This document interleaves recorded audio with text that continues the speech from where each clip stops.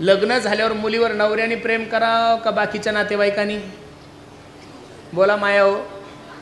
अरे नवरा जसा हरी आला हाता मग कायची भय चिंता, तसं नवरा आला हाता.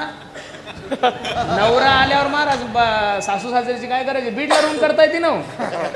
शिदोडला काय राहायचं? मग नवरा प्रेम करत असल्यानंतर सासू बोलली तरी चालते, नाही बोलली तरी, सासरा बोलला तरी चालतो, नाही बोलला तरी, देर बोलला तरी चालतो, नाही बोलला तरी, ननन बोलली तरी चालते, नाही बोलली तरी. जसं नवरा जर मुलीवर प्रेम करत असेल तर बाकीच्या नातेवाईकाची तिला गरज नाही. तसं माया हो, नवरा म्हणजे एकादशी आहे. काय आहे? नवरा म्हणजे काय आहे? बोलत चला, नवरा म्हणजे काय?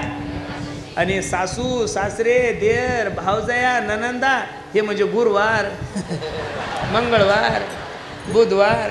काही ताण नका घेऊ महाराज. शास्त्रानं जे सांगितलं ते करा, मनानं काहीच करू नका.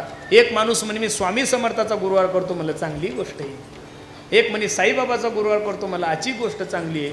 मग का हो, काही म्हणतात आम्ही गजानन बाबाचा गुरुवार करतो. बसणारे मंडळी, साईबाबा जन्माला येण्याच्या अगोदर, स्वामी समर्थ जन्माला येण्याच्या अगोदर आणि गजानन बाबा जन्माला येण्याच्या अगोदर गुरुवार कोणाचा होता सांगा जरा.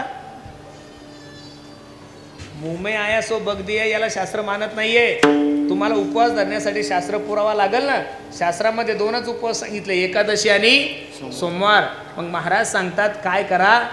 कंठी मिरवा तुळशी आणि व्रत करा एकादशी. अजून काय अपेक्षा आहे? काहीच नाही. मनवा हरीचे दास तुका म्हणे मज हे आस. येड्याचे दास नका होय बाबा. दास एक तर देवाचे व्हा, नाही तर संतांचे व्हा. कोणाचेही दास झाल्यानंतर काय होईल तुम्हाला महाराष्ट्रात कळलंय गड्यांनो.